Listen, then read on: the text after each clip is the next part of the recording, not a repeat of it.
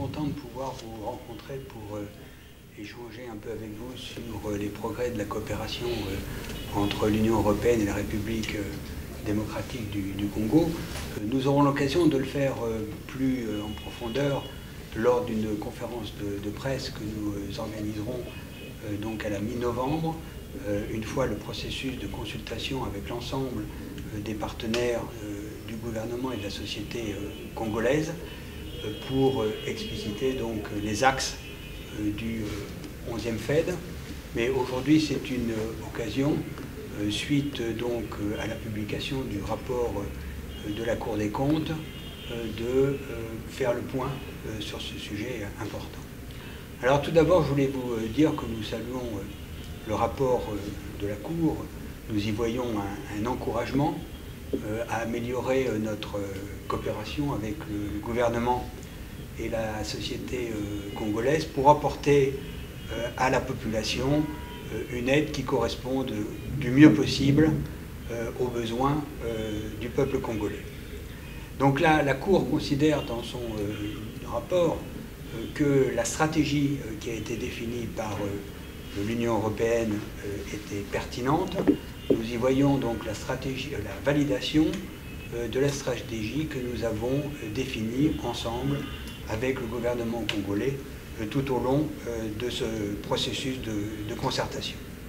Alors la Cour reconnaît évidemment certaines difficultés dans la mise en œuvre de ce programme. Elle reconnaît également ses défis, mais nous considérons ici que les programmes que nous avons développés ont eu un réel impact, qu'ils ont eu des résultats et que le chemin accompli est là.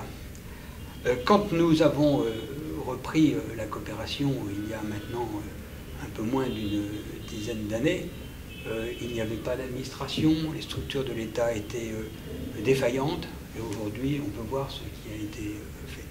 Je prendrai un seul exemple, la police.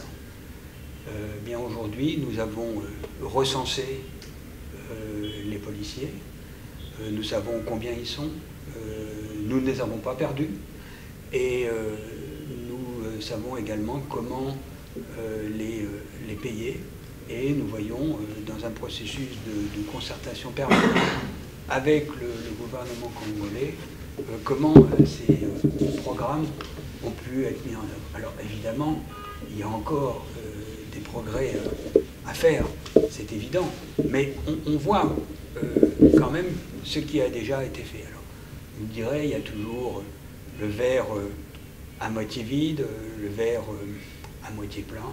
Nous considérons que le verre est à moitié plein. D'autre part, bon, il y a de nombreux projets qui sont encore en phase de commencement. Et donc, il est peut-être un peu trop tôt pour juger de la réussite. Je pense que c'est dans quelques années, et ça renvoie à la question de la durabilité. Bon, évidemment, nos objectifs étaient ambitieux. Mais si nous voulons réussir avec les Congolais les défis qui attendent ce pays, je crois qu'il fallait fixer effectivement des objectifs ambitieux mais réalistes. Parce que nous considérons que nous avons bien pris en compte les risques. Évidemment que dans un pays qui sortait de plusieurs années de guerre, de crise, il y avait des risques, mais était-ce une raison pour ne rien faire? Est-ce que le principe de précaution doit être tel que l'on reste inactif? Bien, nous ne croyons pas. Et donc ceci ne doit pas nous empêcher d'agir, et nous avons agi. Alors évidemment, il y a un problème, c'est le problème de la durabilité des projets sur la durée. C'est un problème qu'on rencontre en permanence, et c'est la raison pour laquelle nous entretenons un dialogue très étroit avec les autorités congolaises pour prolonger les projets que nous avons définis avec eux. Alors ce dialogue, nous l'avons entretenu tout au long du 9e FED, du 10e FED, et nous le continuons pour le 11e FED. Alors un certain nombre de points peut-être qu'il est important de mentionner. et qui vaut pour la préparation de ce programme de coopération, donc, qui sera pour toute la période 2014-2020. Première chose, notre stratégie est fondée sur un document congolais, c'est-à-dire ce qu'on appelle le document de stratégie de croissance et de réduction de la pauvreté, le DSRP, comme on le nomme. C'est un document qui a été élaboré par le gouvernement congolais et c'est lui qui fonde notre stratégie. Nous avons engagé un dialogue extrêmement actif avec le gouvernement congolais. J'ai rencontré il y a quelques jours, certains d'entre vous d'ailleurs étaient là et vous avez pu le voir à la télévision, le Premier ministre, et nous avons parlé des grandes orientations pour le 11e FED. J'ai rencontré ensuite le ministre des Finances, qui est l'ordonnateur national pour la mise en œuvre de nos programmes. J'ai discuté longuement avec l'ordonnateur national délégué qui gère nos programmes dans cette institution qui est la COFED. Tous nos services, tous nos collaborateurs rencontrent depuis plusieurs semaines les responsables de la COFED pour débattre des différents programmes. Nous voyons successivement tous les ministres qui sont engagés dans les programmes que nous conduisons. J'ai rencontré ainsi le ministre des IPTR il y a quelques jours pour parler de notre projet sur la route nationale numéro 1, sur les travaux de voirie à Goma. Il y a encore 2 heures, j'étais chez le ministre du Commerce pour discuter de la manière dont la République démocratique du Congo pourrait s'insérer au mieux au programme d'aide au commerce défini, cette fois-ci, dans un cadre régional. Donc je crois vraiment qu'il y a une concertation extrêmement étroite. Je pourrais vous donner des exemples. Les programmes, par exemple, justice. Nous avons une discussion très étroite, très fréquente, avec la ministre de la Justice, que ce soit dans le cadre de ce qu'on appelle le comité, autrefois comité mixte justice, que ce soit dans le cadre du comité de pilotage, que ce soit dans le cadre des différents comités techniques. Et je peux vous dire que la ministre qui est très engagée à la réussite de la réforme de la justice, elle fait plus que donner son avis. Elle dit, écoutez, moi, je considère que telle orientation n'est pas la bonne, qu'il faut faire ceci, qu'il faut faire cela, qu'il faut construire un palais de justice à tel endroit plutôt qu'à tel autre pour telle raison. Et on en discute et je peux vous dire que c'est une discussion très active. Prenons la santé. La santé, nous avons un programme que nous développons depuis longtemps, que nous développerons tout au long du 11e FED. Il se fonde sur quoi? Il se fonde d'abord sur un document, une politique, une stratégie qui a été définie par le ministère de la Santé, qui est une politique nationale de santé, qui est un document qui expose très bien les orientations, les objectifs du gouvernement congolais dans la matière. Et là aussi, c'est un dialogue actif. Je vous donnerai encore un exemple. La question des infrastructures. C'est un préalable au développement, c'est une question très importante, mais c'est un sujet compliqué. Le Premier ministre nous a dit, vous savez, je crois que c'est très important de continuer à contribuer à l'achèvement de la route nationale numéro 1 parce que c'est un axe majeur pour le pays et c'est ce qui réunifiera l'ouest et l'est du Congo. Aujourd'hui, il n'y a pas de liaison terrestre possible entre Goma et Kinshasa.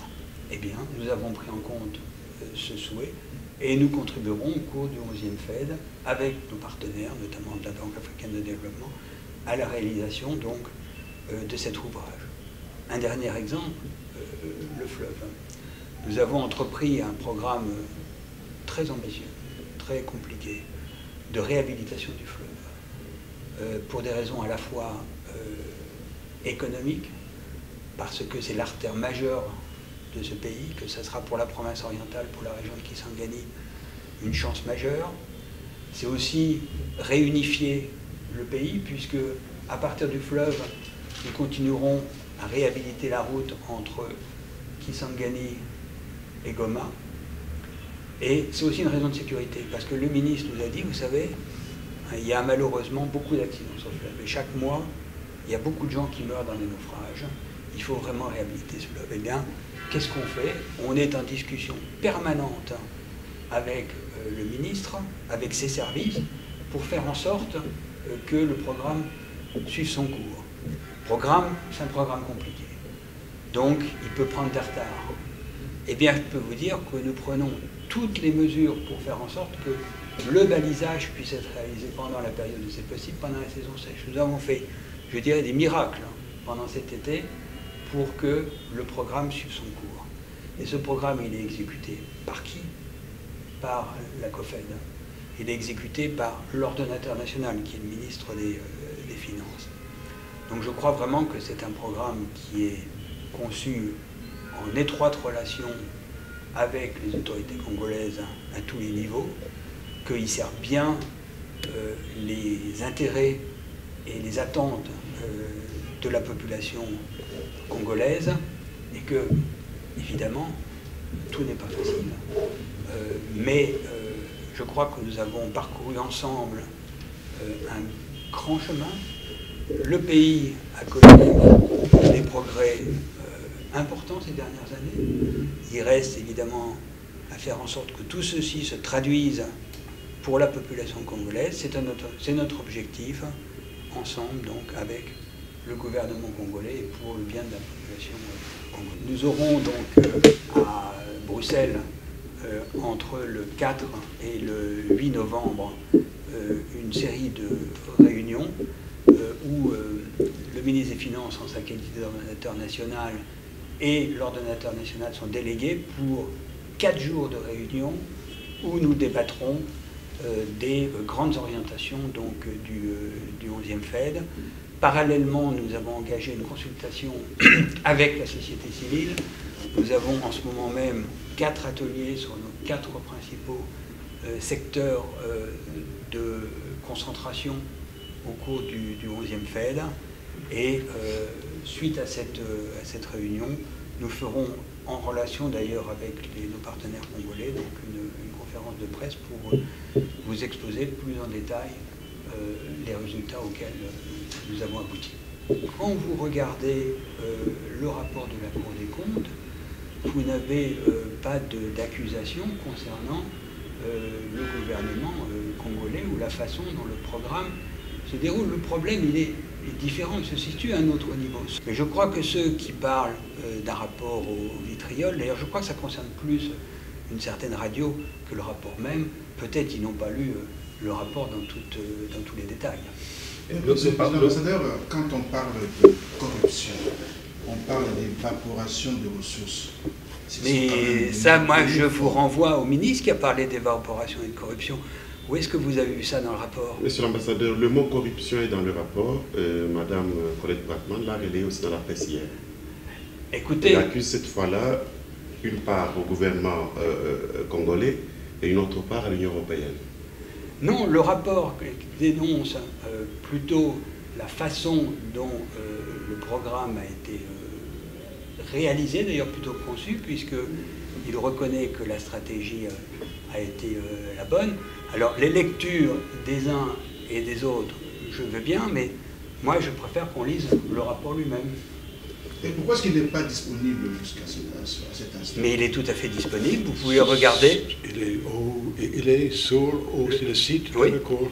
Il est sur le site de la Cour, tout à fait. Mais le rapport lui-même parle de quel montant? Il y a l'agence belga qui parle d'1,9 million. Non. Le rapport parle d'1 milliard, il y a milliards. C'est quel montant exactement qui a été mal géré par le gouvernement? Il ne parle pas de mauvaise gestion, il dit que le montant total de l'assistance qui a été apportée à la République démocratique du Congo depuis le début de la reprise de la coopération s'élève à environ 1,9 milliard d'euros. Mal géré. Pas dit qu'il était mal géré. Le problème de la Cour des comptes n'est pas la gestion, c'est la façon dont le programme est exécuté par l'Union européenne et par Donc c'est un problème différent. Excusez-moi, ils nous disent que, aussi comme M. l'ambassadeur nous a rappelé, la stratégie était bonne, le choix du projet était excellent. Le problème pour le cours est que nous n'avons pas réalisé dans le temps que nous avons défini au départ tout ce que nous avons prévu de faire, mais avec des prolongations qui ont été accordées, on va arriver à faire tout ce que nous avons prévu de faire avec les autorités. Ce qui est mis en cause dedans, c'est la façon dont les programmes ont été réalisés. Ce n'est pas la gestion des fonds, ce n'est pas la stratégie, mais c'est plutôt l'évaluation des risques et les conditions de réalisation. Mais c'est plus un problème,